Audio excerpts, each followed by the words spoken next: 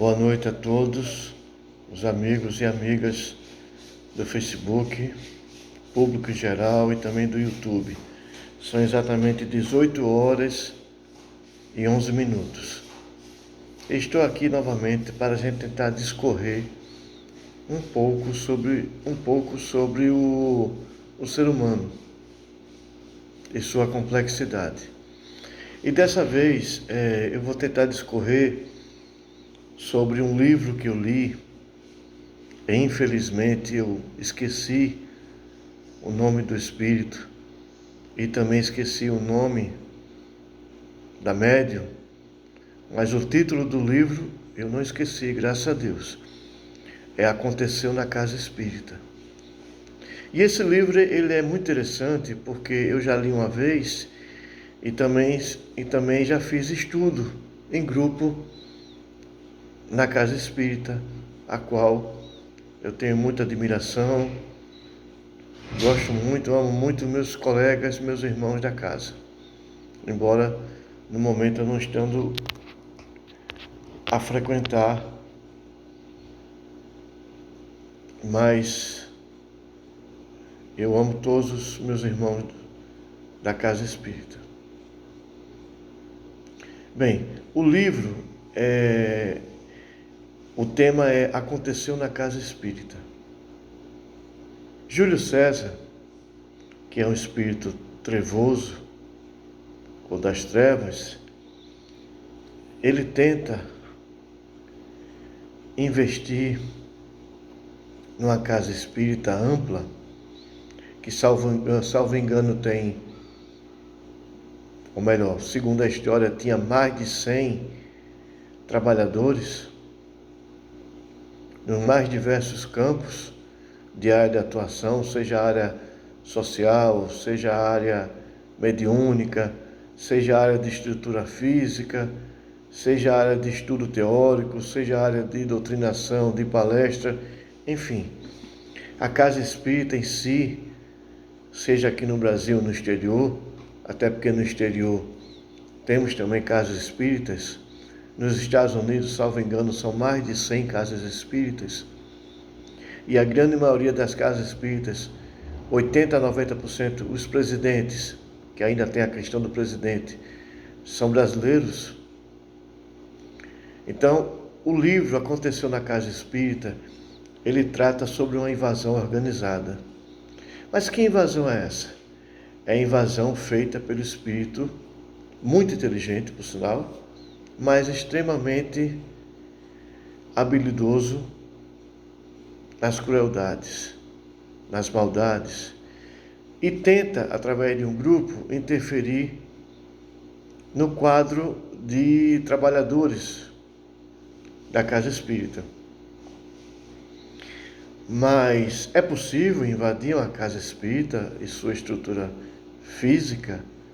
Sim, a partir do momento que os trabalhadores dão brechas significativas em seu interior, em sua parte interna, em sua individualidade.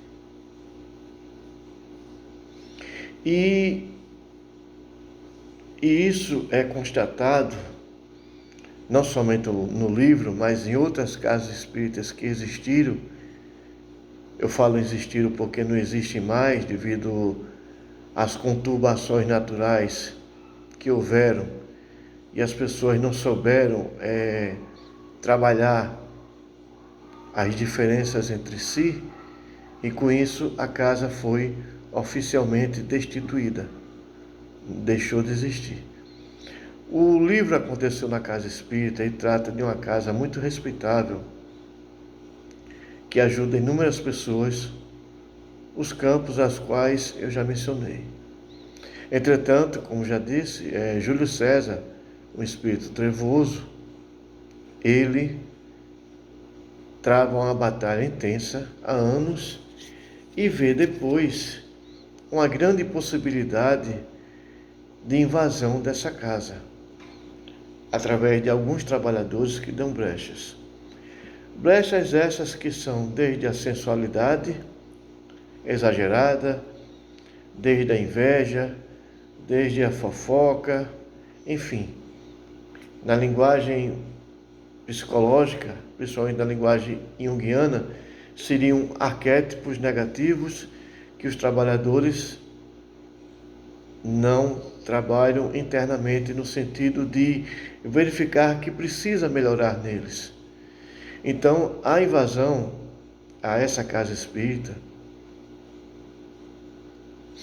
ela foi muito bem organizada porque foi estabelecida através de parâmetros. Mas aí vocês vão perguntar, Fernando, parâmetros no grupo trevoso? Sim, por que não? Os parâmetros podem ser legais, podem ser éticos, podem ser morais e podem ser ilegais, antiéticos ou imorais e até amorais. São parâmetros. A escolha do nível dos parâmetros cabe a cada um de nós, seres humanos que somos. Então, o Júlio César, ele escolheu esses parâmetros no sentido de estabelecer uma invasão organizada. Invasão essa que contou com diversos espíritos trevosos, manipuladores das diversas áreas, cujo ser humano ainda tem as suas imperfeições, seja a área da inveja, seja a área sexual, seja a área da maledicência, enfim, são diversas áreas. E o que foi que os espíritos superiores fizeram? Impediram? Não. Por quê? Porque seriam testes imprescindíveis que os trabalhadores iriam ter no sentido de atestar a fé que eles estavam estudando no campo da racionalidade. Mas isso cabe também a gente que é espírita ou que é de outra religião? Sim, também. Como diz uma pessoa que eu muito estimo, não posso dizer o nome, são testes diários que cada um de nós tem no intuito de que a gente seja testado para que a gente possa ver até quando a gente consegue fazer o discernimento, até quando a gente consegue fazer o caminho do equilíbrio, sentir o caminho do equilíbrio. Então, a casa espírita, a qual fora invadida, e isso é uma história real, é um livro acontecendo na casa espírita baseado numa história real,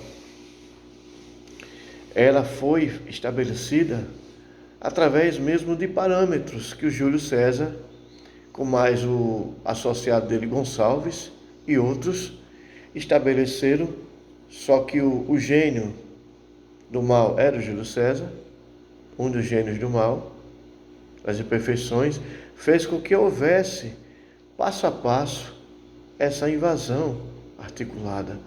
Mas todos foram influenciados, a grande maioria. Salvo exceção, uma senhora que a influência não tinha o campo de percepção, não chegava a 1% de influenciação nela. Por quê? Porque a fé dela, embora os problemas que ela tivesse com o marido na época, através do alcoolismo, ela conseguia mesmo assim estabelecer um vínculo de fé extremamente divino no ser dela, a ponto de protegê-la energeticamente. E houve a invasão na casa espírita? Sim, com certeza houve, porque muitos trabalhadores quiseram inovar sem ouvir os mais experientes, inovar sem ouvir as pessoas que tinham mais experiência no conhecimento da própria doutrina espírita, no conhecimento da própria mediunidade em si. E com isso, eles se deixaram levar por influências negativas, porque as inovações geram influências negativas, processos obsessivos que estavam causando influenciações negativas.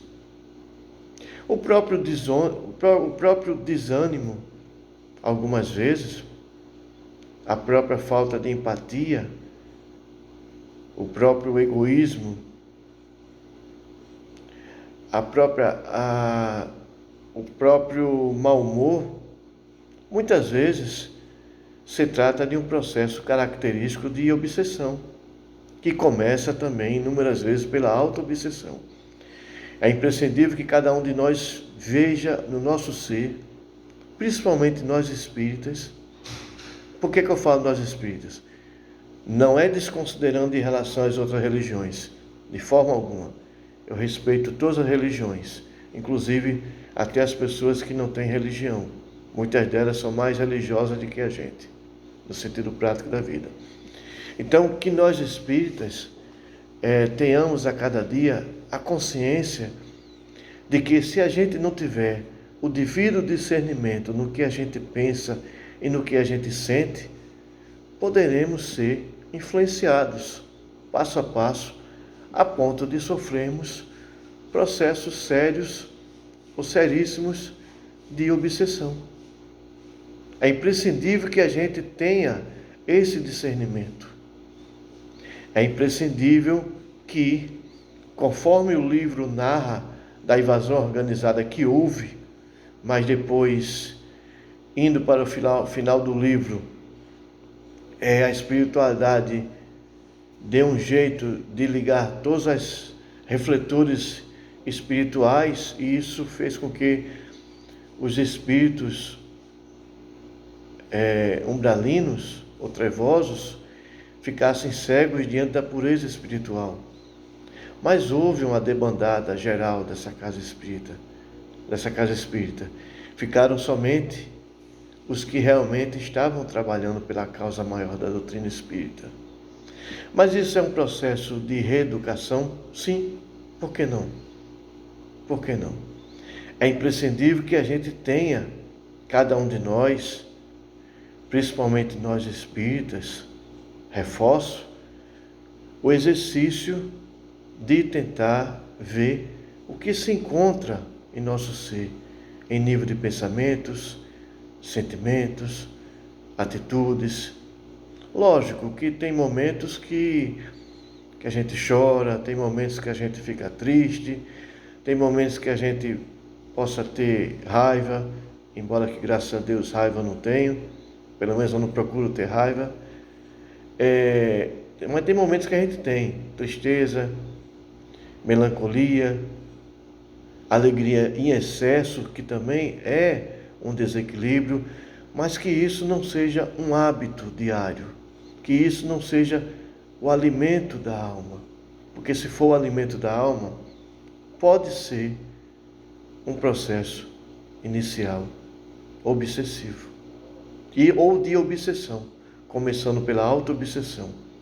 Então, baseado nesse livro, que eu acabei de fazer um resumo muito rápido, e peço perdão se o resumo foi rápido demais, vocês não têm entendido, mas o resumo do livro significa dizer que a invasão foi deixada pela espiritualidade maior, no sentido de que os adeptos da casa espírita fossem testados e atestados em sua fé, em seu trabalho interno.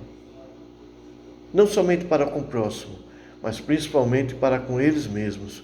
Por isso que a invasão organizada de Júlio César e Gonçalves, espíritos trevosos, foi deixada para que fosse testada a fé e o trabalho interno. Então, que cada um de nós, espíritas e não espíritas, de outras religiões também, e até agnósticos ou ateus, que possamos compreender que a vida, ela é bela. A vida é dinâmica. A vida é um dom precioso que o ser humano pode vivenciá-la a cada momento da sua existência. Que saibamos considerá-la como um jardim interno que temos, cujas flores podem ser adubadas a cada dia. Que saibamos vivenciar a vida como o convite diário de cada um de nós, sem exageros, sem receios desnecessários, porque caso contrário, estaremos no desequilíbrio. Que saibamos ter a vida, a existência, como o chamamento da luz que temos a cada dia, chamamento interno. Todos nós temos as nossas luzes, ou a nossa luz. Então, que possamos senti-la como chamamento interno, como uma caminhada consciencial a ser realizada a cada dia em nossa existência, em nossa consciência, em nosso ser espiritual, em nosso ser quântico, que pode ser expresso no dia a dia, com mais fé, mais paciência, mais tranquilidade, mais amor, mais alto amor e mais compreensão, mais autocompreensão, mais tolerância com os outros e principalmente tolerância consigo mesmo. Que possamos estabelecer sempre esse contato conosco no sentido de analisar nossas posturas atuais. O que eu postulo na minha mente, no meu ser, está contribuindo para que eu cresça a cada dia? O que eu sinto a cada dia está contribuindo para que eu esteja construindo a minha consciência? Que todos nós saibamos discernir as situações pelas quais vivenciamos no dia a dia. Que todos nós saibamos caminhar, escolhendo trajetórias, que é o normal, pois todos nós temos o livre-arbítrio. E através dele, do livre-arbítrio, que a gente pode expressar a caminhada consciencial em nossa existência, em nosso ser. Mais uma vez, agradeço a todos pela paciência, por tudo. Muito obrigado e boa noite.